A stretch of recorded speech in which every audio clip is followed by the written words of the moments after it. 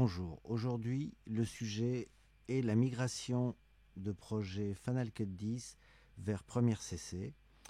Pour ce faire, nous allons utiliser une petite séquence produite dans Final Cut 10 qui s'appelle Augustin, que vous pouvez voir ici. Pour commencer, nous allons regarder les différents éléments de la séquence. Dans un premier lieu, on a ici un titre avec un effet, comme vous pouvez le voir.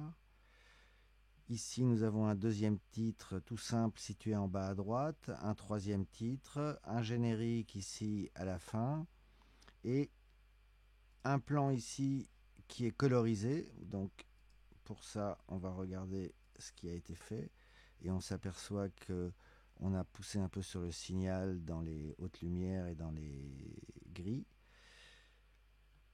On a ici un effet de transition, comme vous pouvez le voir, qui est un glissement. Nous avons ici un deuxième glissement et nous avons ici un petit fondu enchaîné classique. Donc voyons maintenant si tout ça est bien transféré vers Premiere CC. Pour ce faire, donc, je clique sur ma séquence car j'ai pas besoin d'exporter tout le chutier. Si je voulais exporter le chutier entier, je cliquerai ici sur la bibliothèque. Dans ce cas de figure, la simple séquence suffit. Je demande à l'exporter vers XML. J'envoie ça dans un petit dossier préparé sur le bureau. Je demande ici que les métadonnées soient complètes. Et j'ai choisi la dernière version du XML.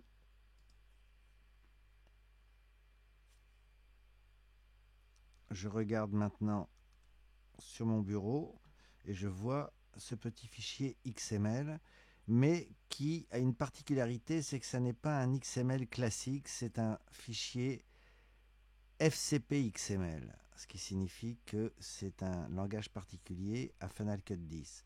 Pour pouvoir le traduire en XML classique, il faut un petit utilitaire que nous allons ouvrir qui s'appelle X2CC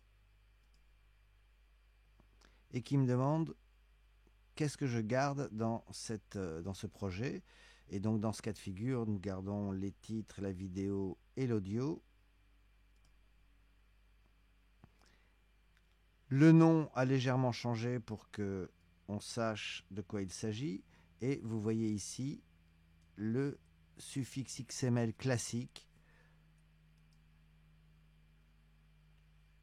Et voici donc mon nouveau fichier XML que nous allons importer dans Premiere CC.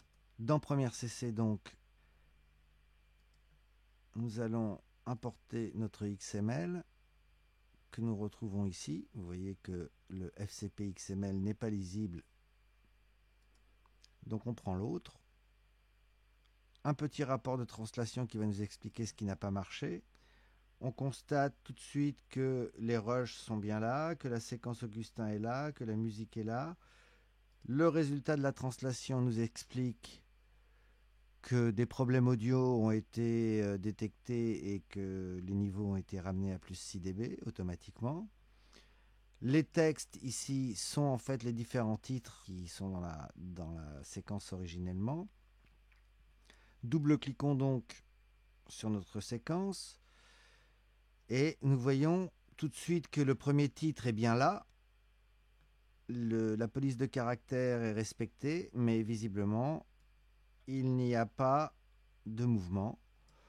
Nous avons ici notre deuxième titre qui est mal placé et notre troisième titre qui est également mal placé.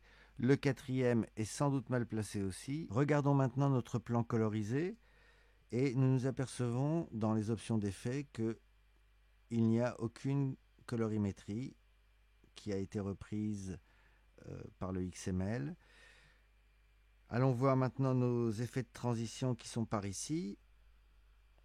Je m'aperçois que ma première transition par glissement est devenue un simple fondu. Ma deuxième transition par glissement est également devenue un simple fondu.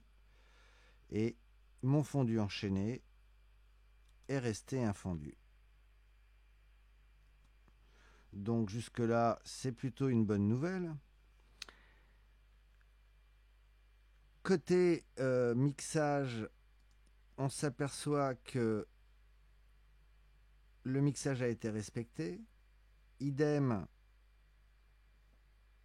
dans la partie des sons in avec les dialogues.